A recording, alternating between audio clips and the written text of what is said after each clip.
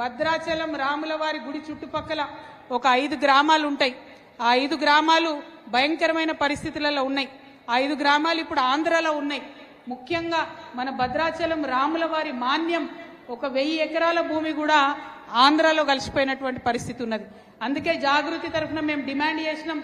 హైదరాబాద్లో ఒక round table సమావేశం పెట్టినాం. ఇప్పుడు ఆ బాధితులంతా కూడా ఇక్కడికి వచ్చినారు.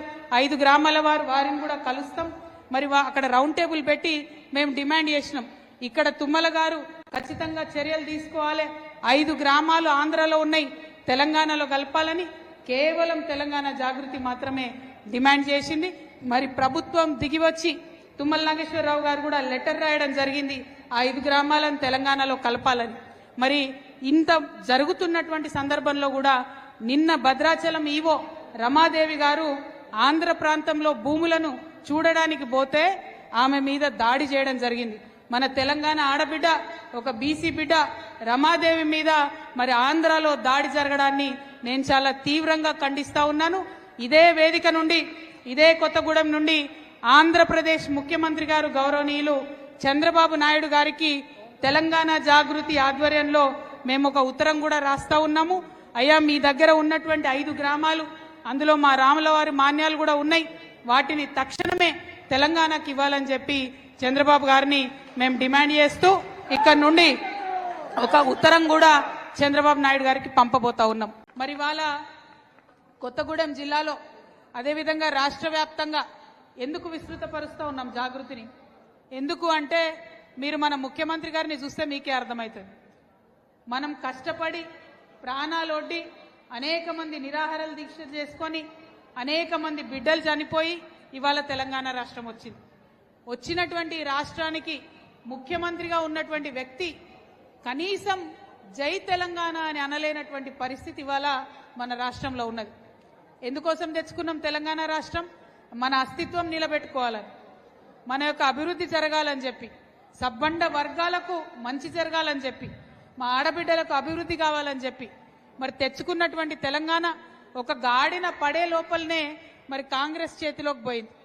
కాంగ్రెస్లోకి పోతే మరి ఇప్పుడున్నటువంటి ముఖ్యమంత్రి కనీసం సోయి లేకుండా, ఏ ఒక్క కార్యక్రమం చేయకుండా, సరే పోనీ 2 రూపాయలు పెన్షన్ లేటుకి ఇస్తాడేమో అనుకుంటే ఊరుకుందాం అనుకుంటే ఇప్పటి వరకు 18 నెలలైంది ముఖ్యమంత్రి అయ్యి, ఆయన ఒక్కటంటే ఒక్కసారి కూడా జై తెలంగాణ అనలే.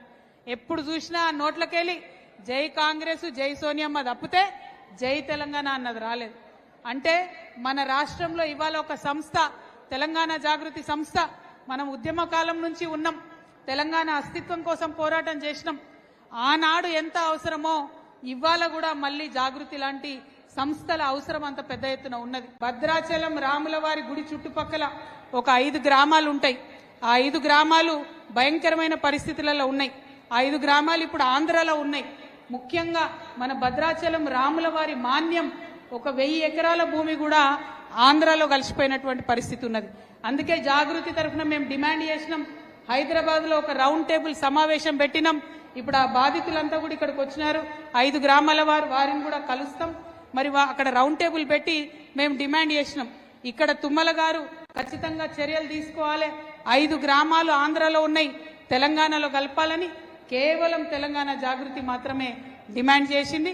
మరి ప్రభుత్వం దిగివచ్చి తుమ్మల నాగేశ్వరరావు గారు కూడా లెటర్ రాయడం జరిగింది, ఆ 5 గ్రామాలను తెలంగాణలో కలపాలని.